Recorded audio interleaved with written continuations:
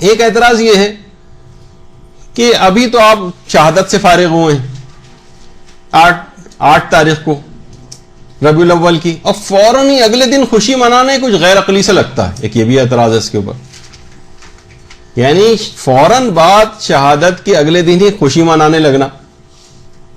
کوئی جیسے کہے، ابھی نیچے بھی ذکر ہو رہا تھا اس بات کا، تو ہمارے مولانا محترم اور جو ہے وہ اس بات کو کہہ رہے تھے کہ ابھی رمضان سے فارغ ہو، پورے مہینے منع کیا گیا کہ امساک کرو، لیکن اس دن واجب کیا جا رہا ہے کہ روزہ نہ رکھو، یعنی اس دن کچھ کھاؤ پی لو. تو یہ فوراً ہی اگلے دن ایک دم سے پیترا بدل لیا رمضان کے سلسلے میں بھی، کہ کبھی منع کیا جا رہا تھا اور پھر حکم دی. تو ہم حکم کے بندے ہیں اصل میں. ہم یہ نہیں کہہ سکتے کہ بھئی اتنے دن رکھا تو آج کے دن بھی روزہ رکھ لیتے ہیں، اللہ کے لیے تو رکھ رہے نہیں، باطل ہوگا، گناہگار ہو جائیں گے. تو خوشی میں خوشی منانی ہے، غم میں غم منانا ہے.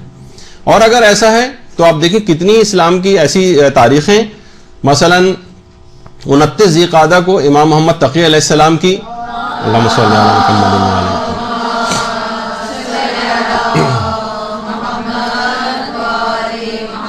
امام محمد تقی کی شہادت کا دن ہے، اور اس کے بعد اگلے ہی دن پہلی ذی الحجہ کو حضرت زہرا اور مولا کی شادی کی خوشی منائی جاتی. یعنی ایک دن پہلے غم ہے، اس کے اگلے دن فوراً ہی اسلامی دنیا میں اور دنیا تشیع کے اندر خوشی کا دن منایا جاتا ہے. 9 ذی الحجہ مسلم ابن عقیل کی شہادت کا دن ہے، اس کے بعد اگلے ہی دن عید قربان خوشی کا دن منایا جاتا ہے. تو کتنی چیزیں دیکھیے اس قسم کی ہیں. اسی طریقے سے صرف ان دنوں کی بات نہیں، اگر آپ اور تاریخ کے اندر دیکھیں تو بہت ساری آپ کو ایسی چیزیں مل سکتی ہیں. کچھ علماء مثلا یہ بھی کہتے ہیں کہ جیسے 23 ذی الحجہ ہے، کچھ تاریخوں میں آیا کہ طفلان مسلم کی شہادت کا دن ہے 23 ذی الحجہ، اور اگلے ہی دن جو 24 ذی الحجہ ہے اس دن عید مباہلہ کی خوشی منائی جا رہی ہوتی ہے، اور اسلام کے اندر حکم ہے اس کا خوشی منانے کا.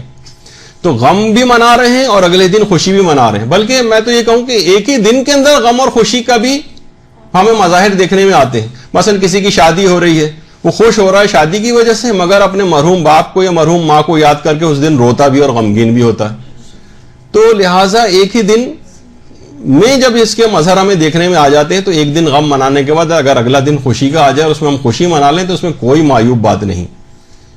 اور یہی وجہ ہے کہ اس دن کے لیے خاص طور پر 9 ربیع الاول کو خوشی کے دن منانے کے طور پر آیت اللہ صافی گل پائگانی اور دیگر جو مراجع ہیں ان کے آفس سے باقاعدہ پیغام تک جاری ہوتے ہیں، پیغام عید کے طور پر. یعنی باقاعدہ پیغامات لوگوں کے لیے، اس میں واضح و نصیحت کی بات بھی ہوتی ہے، مبارکباد بھی دی جاتی ہے. اگر یہ دن خوشی کے طور پر منایا جانا جو ہے وہ کوئی حرام ہوتا یا ممنوع ہوتا یا مکروہ ہوتا یا نامناسب ہوتا اس کو منانا، تو مراجع کے آفیسز سے اس قسم کے پیغامات عید جاری نہ ہوتے. تو اس میں خوشی ہے کہ امام کی امامت کا کیونکہ پہلا دن. ایک اعتراض دیکھیے پھر یہ بھی کیا جاتا ہے کہ اگر یہی بات ہے تو پھر آپ 11 محرم کو کیوں امام زین العابدین کی امامت کی خوشی نہیں مناتے؟ دیکھیے اعتراض تو مختلف چیزیں ہیں نا، اب اس کے اندر بھی یہ والی بات بھی آ گئی. پھر آپ کو 11 محرم کو جو ہے وہ چوتھے امام کی امامت کی خوشی کا دن منانا چاہیے. تو دیکھیے خود اس کے جوابات مجتہدین نے دیے. جیسے یہ آیت اللہ مصطفی کی بات کر رہا تھا، انہوں نے کہا کہ امام زمانہ کا زمانہ امامت جاری ہے. امام زمانہ امام بقیت اللہ ہیں، اور امام زمانہ کی امامت کے پہلے روز کو خوشی اور جشن کے طور پر منانا یہ اولیت رکھتا ہے، اور اس میں کوئی غم کے دنوں سے بھی سازگار نہیں ہے. ورنہ ہم دیکھیں 11 محرم کو بھی اہل بیت کے اوپر مظالم ختم نہیں ہوئے تھے، بلکہ مسلسل مظالم چل رہے تھے. تو اس مسلسل جبکہ مظالم کے دنوں کی یاد ہے اور غموں کی یاد ہے، اس میں خوشی منانا شیعت کی اقدار میں کبھی شامل نہیں رہا ہے. 11 محرم کو مظالم کا سلسلہ بھی جاری تھا.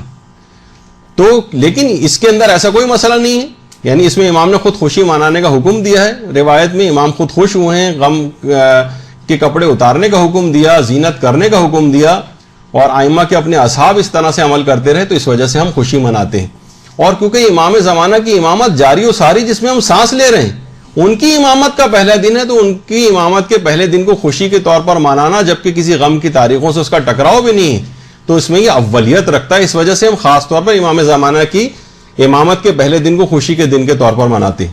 تو یہ اللہم صلی اللہ علیہ وسلم